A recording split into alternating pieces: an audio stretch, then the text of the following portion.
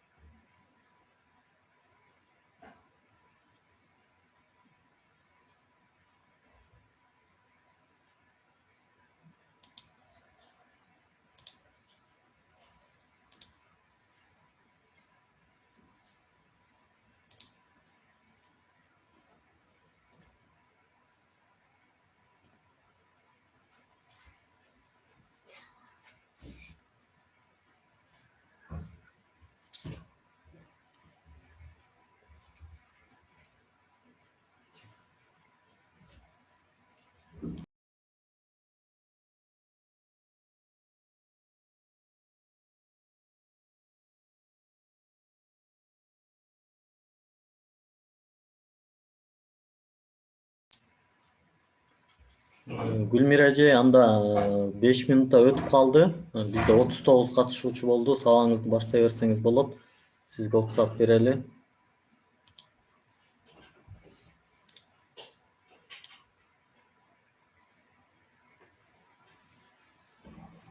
Урматтуу бүтүрүүчүлөр, анда колуңуздарга калем кагазыңыздарды алып, мүмкүн болушунча жакшы бир демгүч менен, көңүл буруу менен сабакка катышсаңыздар абдан жакшы болот.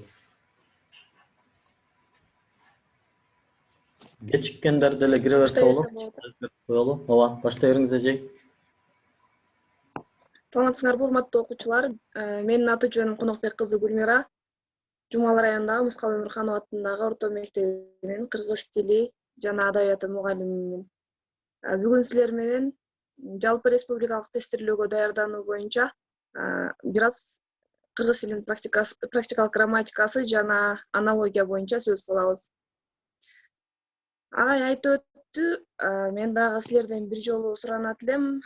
Мүмкүн болсо колуңарга кагаз, ручка алып алсаңар жакшы болот.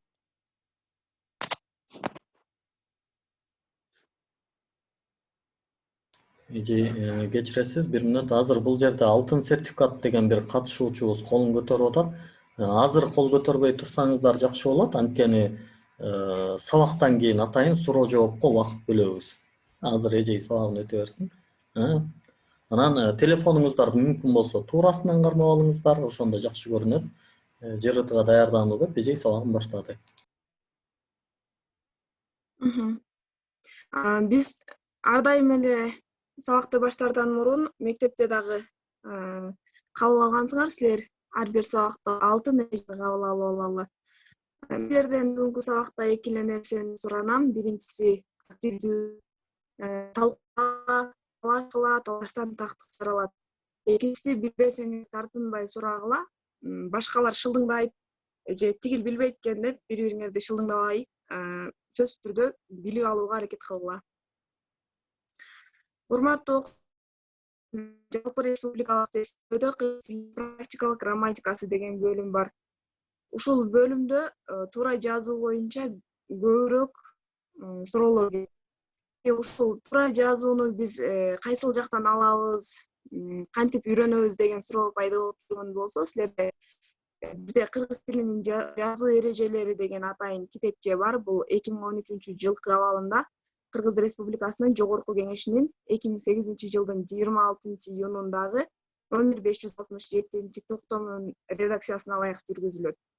2002-жылдын 28-июнундагы номер 830-11 токтомунун негизинде кабыл алынган редакцияны алмаштырышкан. Учурдагы эрежелер толук негизги бөлүктөн туруп, жалпысына 91 параграф менен берилген. Аябай көп экен деп таң калып аткан болсоңор, жаңылышасыңар. Бул кадимки эле 5 сомго биз сатып ала турган 12 беттүү дептерде жука китепче. Мына ушул китепченин ичиндеги эрежелерди жаттап, күнүгө сөздүк жат жазуу жазып даярданып жүргөн болсоңор туура жазууда силерде эч кандай маселе болбойт.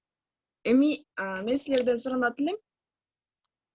Азыр дептер ручкаңарды колуңарга алып, Кыргыз Республикасынын президенти деген сөздү жазып көрүүнү.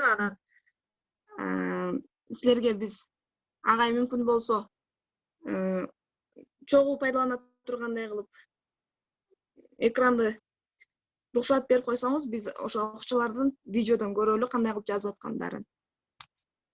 Кыргыз Республикасынын президенти деген сөздү жазсаңар.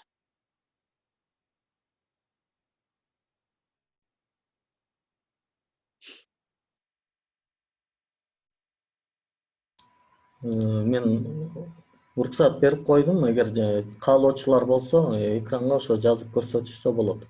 Болбосо, эң жакшы вариант бул чатка жазып жөнөтсө дагы болот. Чатка жазсаңар болот. Кыргыз Республикасынын президенти деген сөздү. Чатка суроолор болсо чатка жазып турсаңыздар болот деп мен жаздым. Сиздер да ушул жерге улантып жаза берсеңиздер болот. Мисалы, мен мындай кылып жазат экенмин.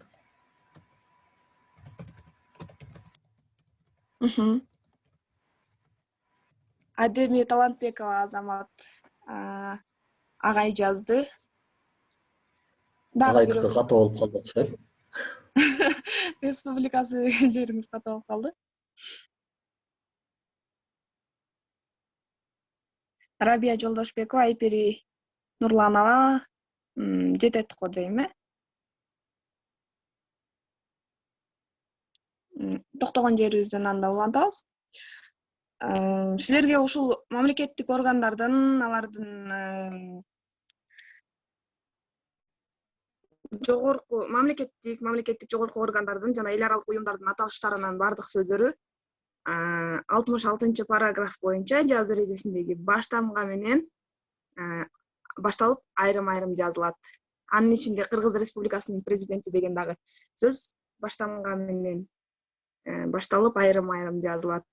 Ошондой эле бардык мыйзам чыгара турган жогорку органдарга бул Жогорку кеңеши, Кыргыз Республикасынын өкмөтү, Кыргыз Республикасынын жогорку соту жана башка уюмдар кирет. Анан бул жерде эскертип кете турган бир жагдай бар. Эгер ата кондитердик фабрикасынын президенти десеңер, ал президент кичинекей тамга менен жазылат, себеби ал мыйзам чыгара албайт.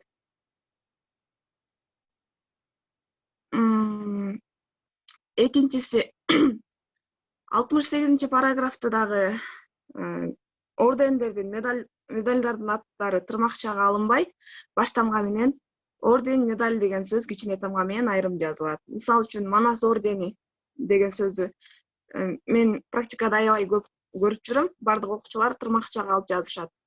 Батыр эне ордени дегенди дагы, батыр эне дегенди, батырды деген сөздү дагы, эне деген сөздү дагы баштамга менен жазып жүрүшөт.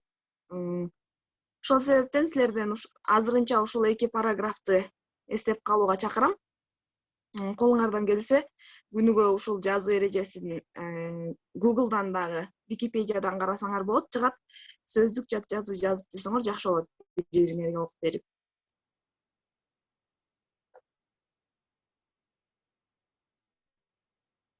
Эми ушул кыргыз тилинин практикалык грамматикасы бөлүмүнөн сүйлөмгө мүчө боло албаган сөздөр же болбосо каратма жана киринди сөздөр жөнүндө сөз кылсак, албетте Камчыбектин Минтип кожоюнуна сүйлөшүү Карабекке жаккан жок дейт. Асты сызылган сөз сүйлөмдө кандай маанини билдирип турат? Үндөрүңөрдү ачып айтсаңар болот. Үнүңөрдү ачып алгыла.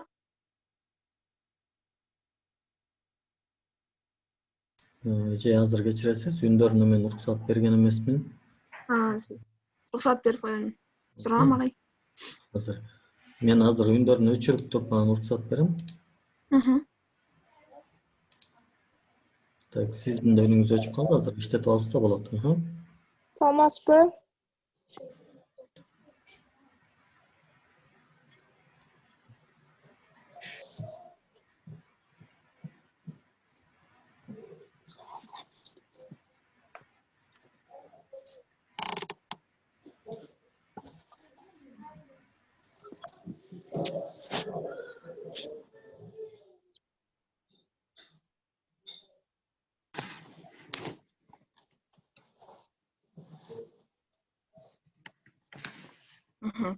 Эми жооп берсеңиздер болот. Албетте Камчыбек кожоюнуна сүйлөшүп Карабекке жаккан жок. Асты сызылган сөз сүйлөмдө кандай маани билдирип турат деп ойлойсуңар? Саламатсызбы, бул ырастоо дегенди билдирип турат. Саламатсызбы жейти ырастоону билдирет го. Саламатсызбы, ырастоону билдирет. Так, демек Ырастоо албетте маани деген сөз. Азаматсыңар, ушул жерден биз кыргыз тилинин практикалык грамматикасындагы силер билиш керек болгон модалдык сөздөргө кайрыла кетебиз. Модалдык сөздөргө албетте деген сөз кирет. Ал айтуучунун угуучуга карата болгон чындыкка болгон катышын билдирген сөз. Албетте балким, мүмкүн, менимче деген сыяктуу сөздөрдүн баардыгы модалдык сөздөргө кирет. Бул жерде силер көргөн сөз ырастоо маанисин билдирди. Экинчи тест. Жооп кетишти. Эшти жооп кетишти. Бул ырдан менимче ой издеп убара болуунун кажети жок дейт. Белгиленген сөздүн баштапкы маанисин табыңыздар. Менимче деген сөздүн баштапкы. А варианты саламатсызбы, мен ымча. Дагы кимде кандай ой бар? Менин оюмча Б варианты. Дагы? Б варианты, менин оюмча. Демек бул кандай сөз?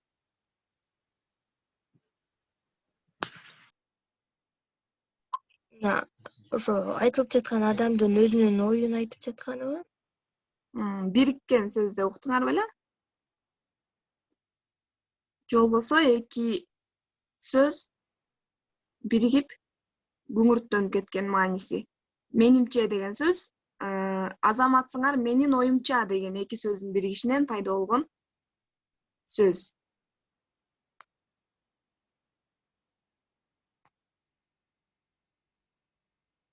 Андан кийин сөздүн тике жана өтмө мааниси. Лексика бөлүмүндө грамматиканын силер билесиңер сөздүн эки мааниси болот. Бул тике жана өтмө мааниси. Тике мааниси сөздүн алгачкы баштапкы мааниси, ал эми өтмө мааниси болсо кийин ошол контекстке же болбосо кандайдыр бир стилистикалык боек берүү үчүн өзгөрүп биздин жашоо турмушубузда колдонулуп кеткен сөздөр. Эми биринчи тестте силерге ошол тике жана өтмө мааниде мындай суроо берилип жатат. Кайсы катардагы сүйлөмдө асты сызылган сөз өзүнүн тике маанисинде колдонулган жок? А-сы мээнетинин жемишин көрүп өзүнө өзү ыраазы болуп жаткан учуру. Б-сы жер жемиштерди таза жууган соң аш үйгө алып кирдим. В-сы жемиш тергени саябанга чыккан экен. Г-сы бул жемиш абдан мыкты бышыптыр. В-сы жей. В-сы жемиш тергени саябанга чыккан экен дейт,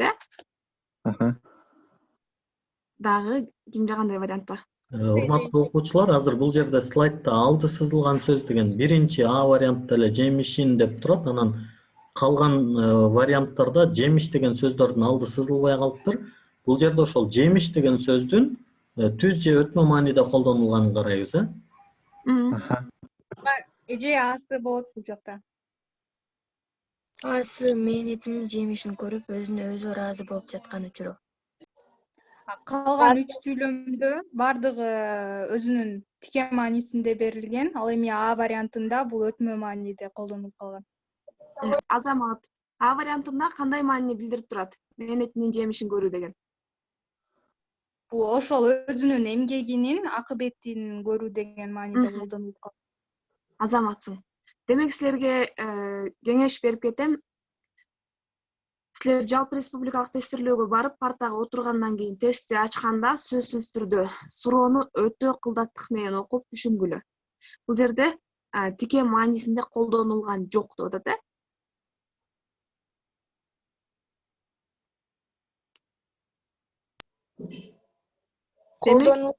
Колдонулган жок боло турган болсо, бул жемиш жер жемиштерди таза жууган соң болобу же кандай кылабыз?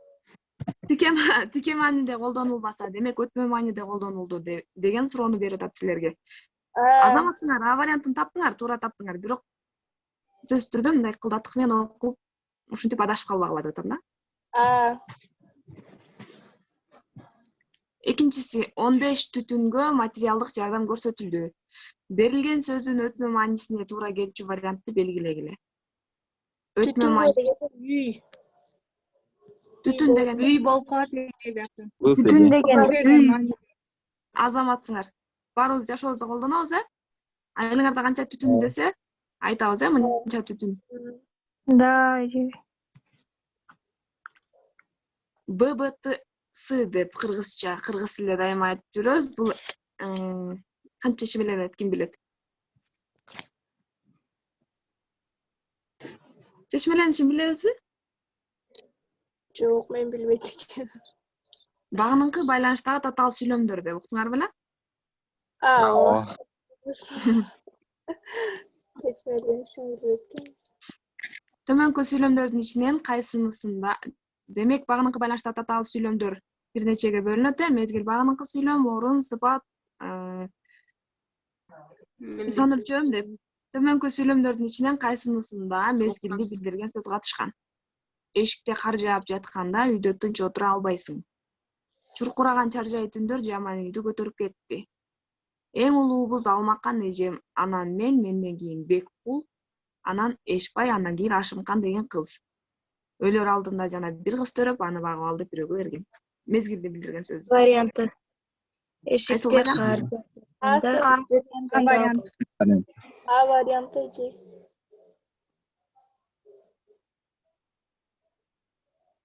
Ал убакытты билдирип аткан жокпу? Мезгил билдирип атпайбы эже? Билдирип атат кар жаап дегенде. Нет. А вариант. А вариант. Так, А вариантын мезгилди билдирди деп атасыңар. Б вариантындачы? Чуркан. Жок эже, неме А вариантында мезгилди билдирбей эле го. Эшикте кар жаап жатканда. Эшикте кар жаап жатканда. Ал кар жаап жатат деген жок да, жаап жатканда үйдө тынч отура албайсың деп атпайбы? Анда Г варианты го. Эч кандай мындай мезгилди билдирген эмес жок да, кар жаап жатканда деген айтылып атпайбы бул жерде? Если бул жакта эшикте кыш, типа ошентсе. Балким ошол кар жаап жаткан мезгилде деген сыяктуу түшүнсөк болбойбу кичине? Жок, агай бул жакта антип жазган жок да. Если ар бирибиз мындай ар кандай ойлонуп, вообще чаржайт болуп кетет го. Эже бул жакта туура вариант Г варианты, ал өлөр алдында жана бир кыз төрөп, аны багып ал деп бирөөгө берген деген. Эже чын эле Г варианты мындай жакшылап окусуңар, мындай туура эмес сыяктуу болуп атабы, кандай болуп атат? Өлөр алдында жана бир кыз төрөп, өлөр алдында жана ошол учурда эле деп атпайбы, типа ошол учурда эле да бир кыз төрөп деген сипиш.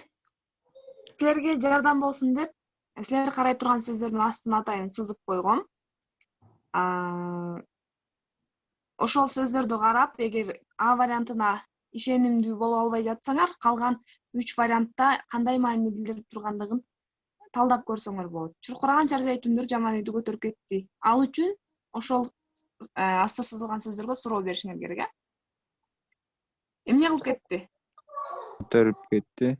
Бул Кимден, кандай менден багынык кийин? байланыштагы татаал сүйлөм?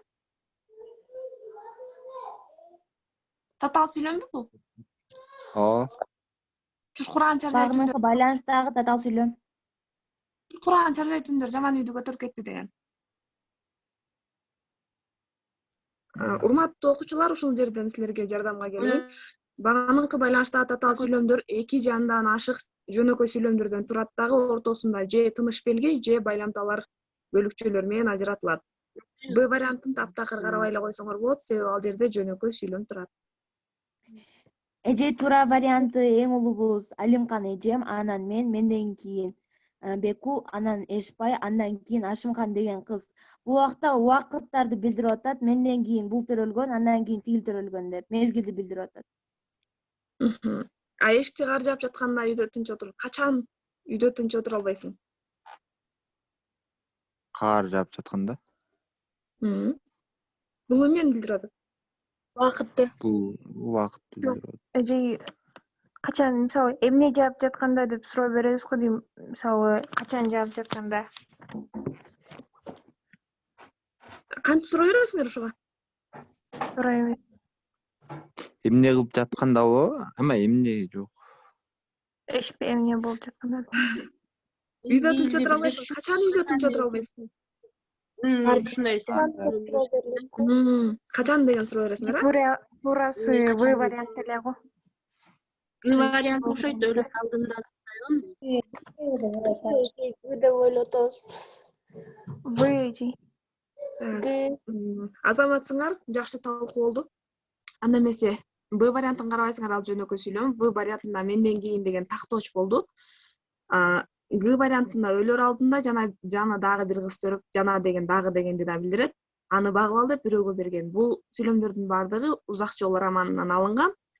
Эмне деп бирөөгө берген? Багып ал деп, же болбосо кантип деген суроо берсеңер да болот. Бул чакчыл деп билдирет. Ал эми эшикте кар жаап жатканда тынч үйдө отура албайсың дегенде, экинчи баш сүйлөм үйдө тынч отура албайсың деген, ал эми багыныкы сүйлөм качан эшикте кар жаап жатканда. Мен силерден убакытты билдирген жокпу десем, убакытты билдирди деп айттыңар, бирок убакыт менен мезгил синоним экенин унутуп калдыңар. Демек, туура варианты кайсыл экен? А варианты.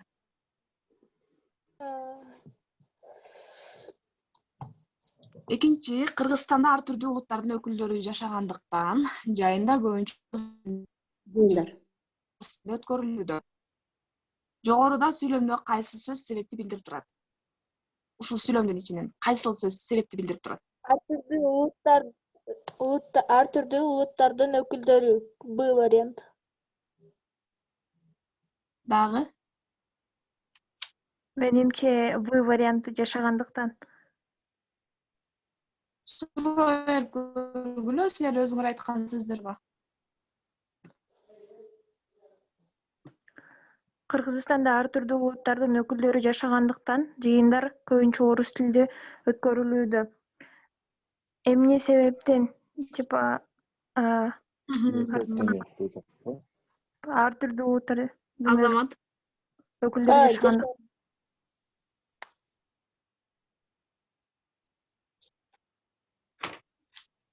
Себеп багыныкы сүйлөмгө кандай суроо берилчү эле? Эмне үчүн, эмне себептен? Эмне себептен? Эмне себептен жыйындар орус тилинде өткөрүлүүдө? Жашагандыктан. Жашагандыктан. Ар түрдүү улуттардын өкүлдөрү жашагандыктан. Бул жерде силерге эки бөлүп берип атат, ар түрдүү улуттардын өкүлдөрү дегенде бир вариант, жашагандыктан дегенде дагы бир вариант. Б варианты же туура го дейт. Кайсыл вариант? Б варианты. Кимдер? В дейм. В варианты. Так, В варианты. В же болбосо. Азаматсыңар, ар түрдүү эми ушуга суроо берип көргүлө. Кайда Кыргызстанда кимдер ар түрдүү улуттардын өкүлдөрү эмне кылгандыктан, жашагандыктан эмне болууда өткөрүлүүдө? Ушул жерде эмне себептен деген, жашагандыктан деген. Ушул сөзгө себеп багыныкы сүйлөмдүн суроосу берилди, э? Кандай вариант? Түшүндүңөр, э? Ооба. Демек, силерге багыныкы байланышта татаал сүйлөмдүн түрлөрү боюнча суроолор келсе, сөзсүз түрдө багыныкы байланышта татаал сүйлөмдөрдү бир жолу кайталап, анын суроолорун да бир жолу кайталап, анан суроо берүү аркылуу аныктай алсаңар болот экен. Урматтуу окуучулар, азыр кыргыз тилинин практикалык грамматикасы бөлүмүн жыйынтыктап аналогияга өтөлү. Аналогия деген эмне? Ким билет? Аналогия деген бул предметтердин, заттардын окшоштуктарын табуу. Урматтуу окуучулар, негизи азаматсыздар абдан жакшы активдүү катышып атасыздар, бирок мүмкүн болушунча бирден жооп берип койсоңуздар аябай сонун болгон атат да, Дагы кимдин ою бар аналогия деген эмне? Аналогия бул окуучунун сөз байлыгын жана түшүнүктөрүнүн ортосундагы логикалык байланышты талдай билүү жана ошондой эле жуп сөздөрүн байланыштыра билүү жөндөмдүүлүгүн текшерет. Эми мен силерге аябай жөнөкөйлөшкөн түрүндө түшүндүргөнгө аракет кылайын. Аналогия грек тилинен алынган, баарыңар билесиңер, окшоштук дегенди билдирет. Адамдын илимий техникалык прогресстин өнүгүүсүндө адамдар баардык нерсени бир нерсеге окшоштуруу аркылуу жасап же болбосо салыштырып өзүнүн кругозорунда кеңейтет экен да. Ошол себептен силердин кругозоруңар канчалык деңгээлде жогорку экенин текшериш үчүн жалпы республикалык тестирлөөдө анология деген бөлүм келет экен. Мисалы үчүн жашоодо жаратылышта адамдын дагы аналогу бар, билесиңер. Өздөрү жасап чыгышкан, ал эмне? Робот. Роботтор. Ооба, туура. Какым бар го, силер билген кадимкиде. Ошол какымды карап туруп, анан ошонун негизинде кол чатыр, анан үйдүн чатырын жасашкан экен да. Себеби күн тийгенде биринчи бурчуна бардыгына текшемес, ар бир тарабына тийип, анан чирибейт экен, сууда токтобойт экен. Чатырды, кол чатырды билесиңер, ал атайын жамгырдан сакташ үчүн. Ошолорго окшоштуруп ушундай нерселер жазылат. Мындан сырткары самолетту, кушту карап отуруп самолетту жасашкан, ийнеликти карап отуруп вертолетту жасашкан деген сыяктуу. Эми ушундай окшоштук силерде тестте берилген ар бир аналогияга 5 жуп сөздөн турат экен. Биринчи жуп сөз карартылып берилет, кара менен басылып. Бул үлгү жуп болуп саналат, билесиңер. Билбегендер болсо маалымат. Дал ушул үлгү жуп болуп саналган эки сөздүн ортосундагы логикалык байланышты аныктайсыңар дагы калган 4 варианттын А, Б, В, Г вариантынын ичинен үлгү жупка туура келген жоопту табасыздар.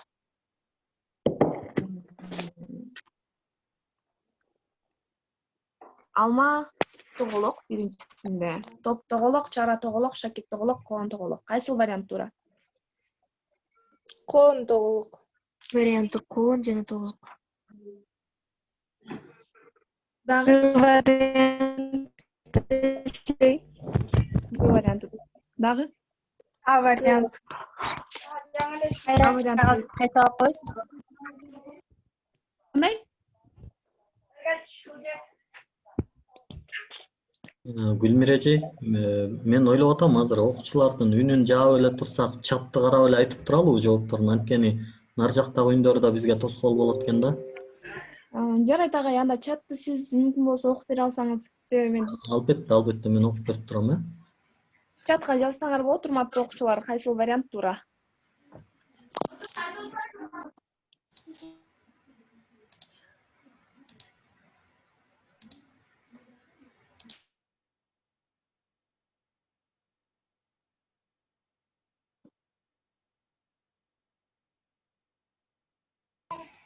В деп атышат, А деп атышат, Г деп атышат. Кайсыл вариант көбүрөөк болот агай? А, Г көбүрөөк, А менен Г көбүрөөк. Топ тоголок, коон тоголок дегендер. Бирок эми туура эле түшүнөбүз, бизде жумгалда коон өспөгөн үчүн.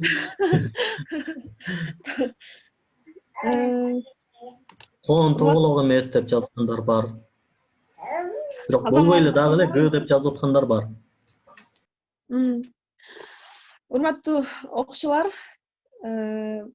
бизге да аябай күлкүлүү болду. Азаматсыңар, бирок өтө активдүү болуп атасыңар. Бул сүйлөм түзө алабыз аналогия табыш үчүн. Топ алма тоголок болот, топ тоголок болот, чара тоголок болбойт. Шакек тегерек болот, билесиңер. Коон сүйрүү болот. Анан кечиресиз, бул жерде дагы бир чара тоголок деген да жооп келип калды. Анан мен да бир аз ойлонуп калдым. Чаранын бети да айлана болот, бул тоголок болбойт, чара. Ошондуктан Г вариантындагы коон менен алма деле окшош, бирок экөө тең жемишке кирет эмеспи деп ойлонуп атышыңар мүмкүн. Туура жемишке кирер үчүн, бирок сиз тоголок деген сөздү эске алган жоксуздар, урматтуу окуучулар. Сөзсүз түрдө үлгү жуптагы эки сөздү байланыштырышыңыздар керек. Демек, топ тоголок деген варианты туура. Экинчиси алма жемиш, топ жемиш, чара жемиш, шакек жемиш, коон жемиш. Муну дароо эле таптыңар болуш керек деп ойлойм. Биринчи эле жооп Г деп келди. Андан кийин мына эми коон дегендер бар. Туура, ооба, сиз айткандай бирди иштегенден негизи дагы жеңилирээк болуп калат. Бул жерде азыр бардыгы бирөңчө Г деген жоопту жиберип атышат. Азаматсыңар, туура варианты Г.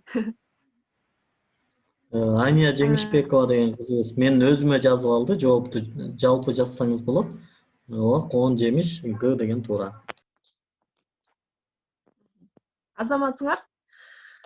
Силерге агай келечекте дагы өтүп берет болуш керек деп мен аналогиянын бөлүктөрүнө же болбосо түрлөрүнө кайрылган жокмун. Бирок анын ичинен өзүнчө маалымат бере кетүүнү туура таптым. Айрым аналогияларда ички мазмундук катыш менен бирге тышкы көрүнүшүнүн окшоштугу да мааниге ээ болгон учурлар болот. Ичи дагы, тышы да. Мисалы, азыр силер алма тоголок дегенде топ тоголок экөөнүн ичи окшош болгон жок, бирок сырты окшош болду. Ал эми айрым учурда экөө тең окшош болуш керек болгон мааниге ээ болгон учур болот. Сахна, көшөгө дейт. Силердин оюңарча кайсыл вариант аналогия боло алат? Кино, афиша, үстөл, дасторкон, терезе, парда, пол, шырдак. Бул жерде биринчи жооптон баштап эле Залкар, Алмазбекова, Мырза, Айгерим, Жылдыз, Каныбекова, Анаке, кыскасы бардык эле аты аталган окуучулар, аталбагандар дагы В деп жазып атышат. Азаматсыңар? Көпчүлүгү В деп жазып. Сахнага көшөгө тартылат, терезеге парда тартылат. Сүйлөм түзгөндө ички мазмундук жактан В варианты туура келди, бирок сүйлөм түзгөнгө чейин деле үлгү жуптагы көшөгөнүн сахнада тикерисинен тартылып турганын, аны ачып жаап койсо боло тургандыгын элестеттиңер. Анысыңарындай парданы да терезеге тикерисинен тартып, керектүү учурда ачып, кайра жаап кое турганыңарды элестетип эле туура жооп ушул В варианты экендигин таап алдыңар. Азаматсыңар. Андан кийин кээ бир аналогияларда кубулуштун же окуянын сөзсүз болор болбосу да эске алынышы керек. Мындай аналогиялардын туура жообун табууда дайыма деген сөздү пайдалансаңар туура жоопту табууга жардам берет. Ушул жерден дайыма деген сөздү пайдалансаңар туура болот. Аналогия чай, лимон, варианттары шорпо, туз, жарма, талкан, кофе, сүт, айран, уютку. Сүйлөм түзүп дайыма деген сөздү пайдалангыла. Кофе, сүт. Эмнеге антип ойлоп атасыз? Бул жерде окуучулар А, Б деп атышат. В дегендер бар. Аралаш азыр. Кофе, сүт дегендер бар. Негедир В көбүрөөк болуп кетти. Б дагы бар. Жарма, талкан дегендер. Айтса болобу? Шорпо, туз болушу мүмкүн. Так, Дайыма. азыр Ания Жеңишбекова деген кызга уруксат берели, оюңузду айтып көрүңүз. Дайыма деп сөздү колдондо деңиз да, шорпо, туз дайыма колдонулатпы? Мен айтсам болобу? Айтып көрүңүз. Болот. Эрке. Лимон. Биз чайды постоянно лимон менен ичпейбиз да, дайыма лимон менен ичпейбиз. Кофе сүт менен гана болбойт, анын башка сүт түрү дагы бар го. Ошон үчүн кофе, сүт деп ойлойм. Азаматсыңар, жармага талкан кошулбайт, ал эми айранга уюткул кошулбайт. Ошол эле себептүү бул эки вариантты чыгарып таштагыла. Алар кошуп ичпейсиңер, аларды жасаш үчүн пайдаланабыз. А варианты менен В вариантынын экөө тең туура жооп сыяктуу көрүнүп калды. Демек, эми дайыма деген сөздү колдонуп көрөлү. Чайга лимонду дайыма эле кошо бербейбиз. Чайга сүт да кошосуңар, да башка нерселерди кошосуңар. Шорпого тузду дайыма кошобуз. Кофеге сүттү дайыма эле кошо бербейбиз. Демек, дайыма эле чайга лимонду кошо бербейбиз, кофеге сүттү кошо бербейбиз. Туура варианты В варианты.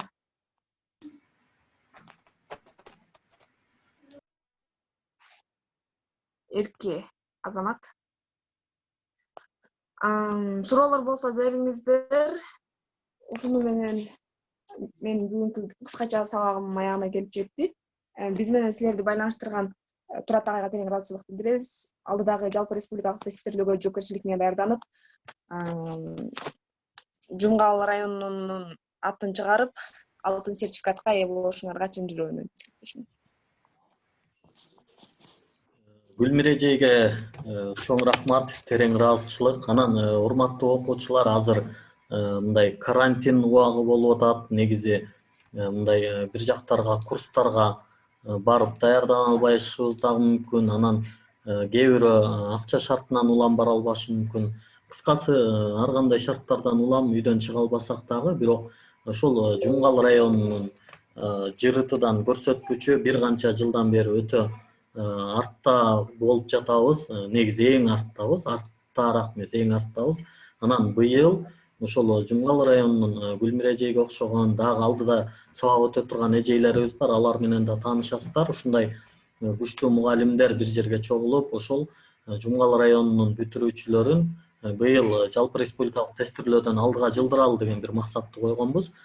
Биз бул максатты өзүбүз эле ишке ашыра албайт экенбиз. Сиздердин дагы жардамыңыздар абдан керек. Окуучулар, урматтуу окуучулар, биз сиздерге ишенебиз.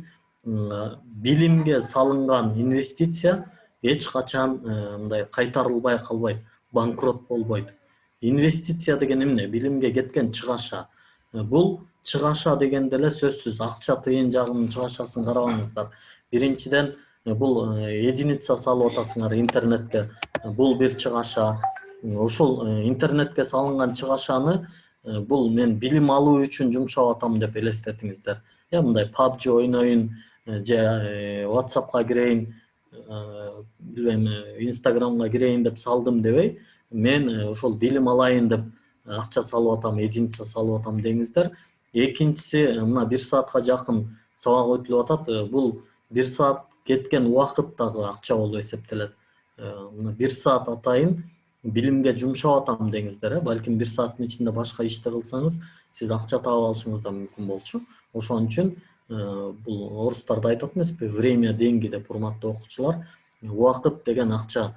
Бул жерде сиздерге атайын убакыт бөлүп, мугалимдер жүрүп атат. Мугалимдердин түйшүгү өтө көп. Муну билип коюңуздар. Айрыкча эжейлер болгон болсо абдан көп. Мындай азыр сабак учуру эмес, мына кеч киргенде үйдө балдары болушу мүмкүн, жолдошу болушу мүмкүн, кайнене, кайната деген болушу мүмкүн, тамак жасаш керек, кир жууш керек. Эжейлердин түйшүгү ушунчалык көп, бирок ошого карабастан мына сиздерге көңүл буруп атат. Сиздер эми ийгиликке жетүү үчүн аракетин кылып койсоңуздар абдан жакшы болот эле. Бул сабактар табылгыс сабактар, көпчүлүк эле жерлерде булар платный окутулат. Бул жерде эжейлериңиздер ошол жакшы аракет кылып атат, ошону актап бир жакшы аракет кылып берип коюңуздар демекчимин.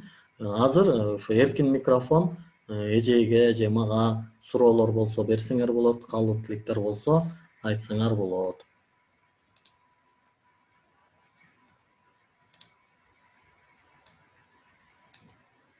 Тартынбагыла, айта бергиле, каалагандай ой пикирлер. Сабакта окшобой калган жерлерин айткыла, биз окшото албай калган жерлерин, же болбосо мындай түшүнбөй калган жерлерди сурагыла, могул жер эмнеге андай болуп калды, мындай болуп калды деп. Же болбосо жөн эле бир ыраазычылыкты эле билдирип койсоңор болот эжейге. Дагы сабакты өтүүдө дагы кандай кылып өтүшүбүздү каалайсыңар? Сунуштар, ой пикирлер болсо дагы айтсаңар болот.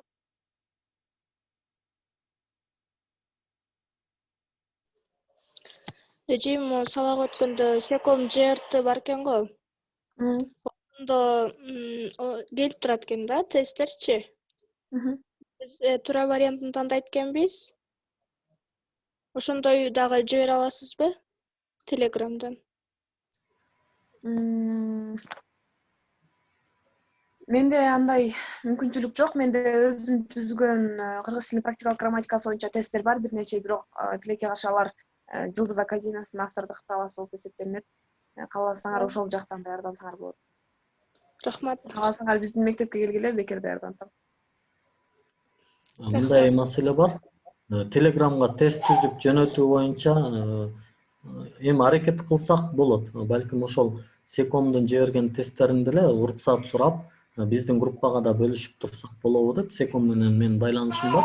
Бирок эжей айткандай, башка бирөөлөрдүн тестин автордук укук сакталуу болгон үчүн аларды жөнөтө албайбыз. Анан телеграм группаларда, башка группаларда ар кандай тесттер жүрүп атат. Бардык эле тесттерди иштей берүүнү мен туура көрбөйм, анткени кээ бир тесттерди окуучулар өздөрү эле түзүп коюп атат. Анан мунун туура варианты Б дептирсиң, эмнеге Б десең, билбейм агай деп коюп атат да. Ошондой нерселерден качыш үчүн бардык эле тесттерди иштей бербей, мүмкүн болушунча ушул өтүлгөн темалар боюнча балким силер деле бир опросник кылып 1-2 тест жөнөтсөңөр, группанын ичинде талкуу кылсак болот, эмнеге болбосун. Бирок ал жерде ошол жиберген тесттин ошол өзүңөр билген вариантын туура деп эле мындай такалып туруп албай, бул жерде эжейлердин жоопторун, балким менин жоопторумду дагы күтүп, анан талкууга катышсаңар жакшы болот. Бул жакта чатта ыраазычылык билдирип аткандар бар. Эжей, сизге чоң рахмат. Ийгилик каалайм. Гүлмир эжей, чоң рахмат. Ишиңизге ийгилик каалайм. Убактыңызды бөлүп сабак өткөнүңүзгө дейт. Эрке деген окуучу. Кызыктуу сабак болду. Рахмат. Гүлмир эжейибиз эң мыкты, ишиңизге ийгилик каалайм. Чоң рахмат дейт. Гүлистан деген окуучу. Мен окуучуларым. Ошондой кылсак сонун болот эле дейт.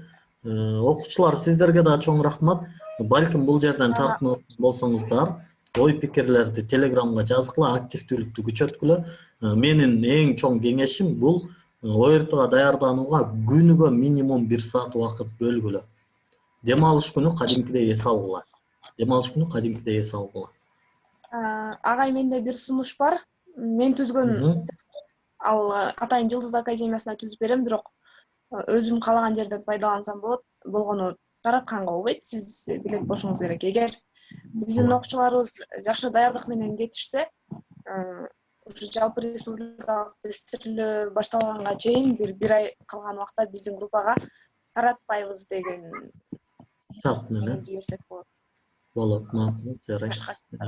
Таратпаш үчүн жакшы вариант бул Telegram группадан үстүнө, мисалы, мен практикада көрдүм, мисалы 30 суроо жөнөтүп салсак, талкууланбай калат экен. Бирден жөнөтсөк болот. Бирден, экиден. Макул. Чоң рахмат. Гүлмир эжей, сизге да рахмат. Окуучулар, силерге рахмат. Анда ой пикир суроолор жок болсо, анда сабакты жыйынтыктай берсек болот. Саламатта калыңыз.